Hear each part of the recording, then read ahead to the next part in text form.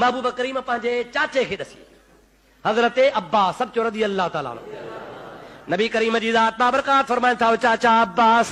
जे जी मुंहिंजा मिठड़ा मुस्तफ़ा पाण फरमाइनि था चाचा तोखे हिकिड़ी इबादत थो ॾसियां नमाज़ थो ॾसियां साईं ॾसियो कहिड़ी आहे सवाब केतिरो अथसि पाण फरमाइनि था जेकॾहिं तुंहिंजा गुनाह या कंहिं बि माण्हूअ जा गुनाह आसमान जे सितारनि जेतिरा हूंदा रूह ज़मीन जे वारीअ जे दाननि जेतिरा गुनाह हूंदा जेको शख़्स इहा सलात तस्बीह वारी नमाज़ पढ़ंदो अल्लाह तबारक व तआला हुन जा सभई गुनाह बख़्शे छॾींदो। चाचा थी सघई त रोज़ानो पढ़ जे रोज़ानो नथो पढ़ी सघीं त हफ़्ते में हिकु दफ़ो पढ़ हफ़्ते में नथो पढ़ी सघीं त महीने में हिकिड़ो दफ़ो पढ़ महीने में नथो पढ़ी सघीं त 12 महीने हिकिड़ो दफ़ो पढ़ पर चाचा जेकॾहिं 12 महीने बि नथो पढ़ी सघीं त मां मोहम्मद करीम तोखे ॿुधायां थो त सारी ज़िंदगीअ में उमिरि में हिकिड़ो दफ़ो पढ़ंदे त बि अल्लाह तबारक व तआला तोखे ओतिरो ई सवाब अता फरमाईंदो।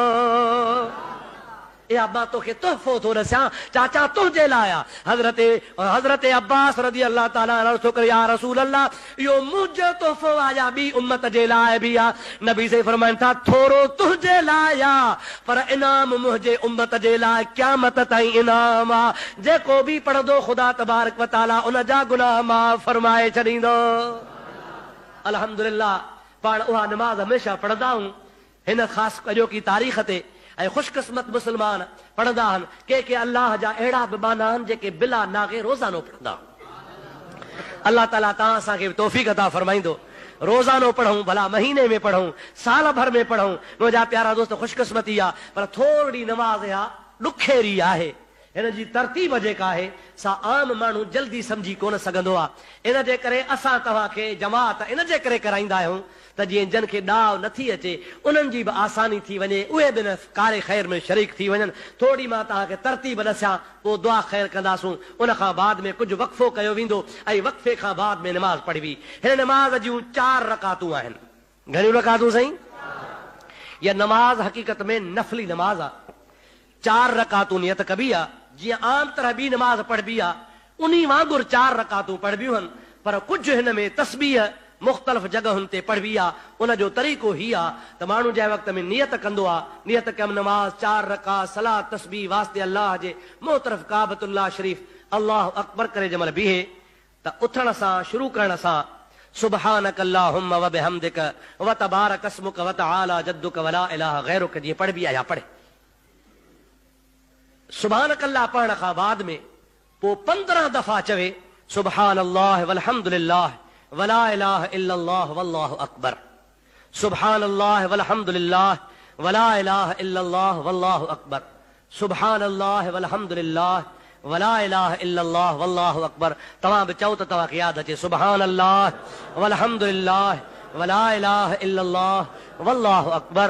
सुबहान अल्लाह वल्हम्दुलिल्लाह वला इलाहा इल्लल्लाह वल्लाहु अकबर इहो 15 दफ़ा चवंदो ऐं 15 दफ़ा चवण खां बाद में पोइ पढ़ंदो औज़ु बिल्लाहि मिनश शैतानिर रजीम बिस्मिल्लाहिर रहमानिर रहीम पोइ अलहम्द पढ़बो अल्हम्दुलिल्लाहि रब्बिल आलमीन अर्रहमानिर रहीम अलहम्द पूरो करे उन खां बाद वरी सूरत पढ़बी जेका तव्हांखे यादि हुजे सूरत ख़तम करण खां बाद में पोइ वरी इहा साॻी तस्बीह 10 दफ़ा चवंदो सुबहान अल्लाह वल्हम्दुलिल्लाह वला इलाहा इल्लल्लाह वल्लाहु अकबर सुबहान अल्लाह वल्हम्दुलिल्लाह वला इलाहा इल्लल्लाह वल्लाहु अकबर जीअं जो बीठो हूंदो इहे बीठे बीठे 10 दफ़ा चवंदो 10 दफ़ा चई पोइ रुकू में वेंदो पोइ रुकू में तस्बीह पढ़बी आहे सुबहान रब्बियल आला सुबहान रब्बियल अज़ीम सुबहान रब्बियल अज़ीम सुबहान रब्बियल अज़ीम इहा रुकू में पढ़ंदो हाणे रुकू जी हालत में 3 दफ़ा इहा तस्बीह पढ़ण खां पोइ हाणे वरी 10 दफ़ा चवंदो सुबहान अल्लाह वल्हम्दुलिल्लाह वला इलाहा इल्लल्लाह वल्लाहु अकबर सुबहान अल्लाह वल्हम्दुलिल्लाह वला इलाहा इल्लल्लाह वल्लाहु अकबर हाणे 10 दफ़ा थी वेंदा पोइ वरी उथंदो समी अल्लाहु लिमन हमिदह हाणे जॾहिं बीह रहंदो त बीहण खां पोइ तव्हां चवंदो रब्बना लकल हम्द रब्बना लकल हम्द चई हाणे वरी बीही वरी चवंदो सुबहान अल्लाह वल्हम्दुलिल्लाह वला इलाहा इल्लल्लाह वल्लाहु अकबर सुबहान अल्लाह वल्हम्दुलिल्लाह वला इलाहा इल्लल्लाह वल्लाहु अकबर 10 दफ़ा पूरो करे हाणे तव्हां वरी सजदे में वेंदो पोइ सजदे में छा पढ़बो आहे सुबहान रब्बियल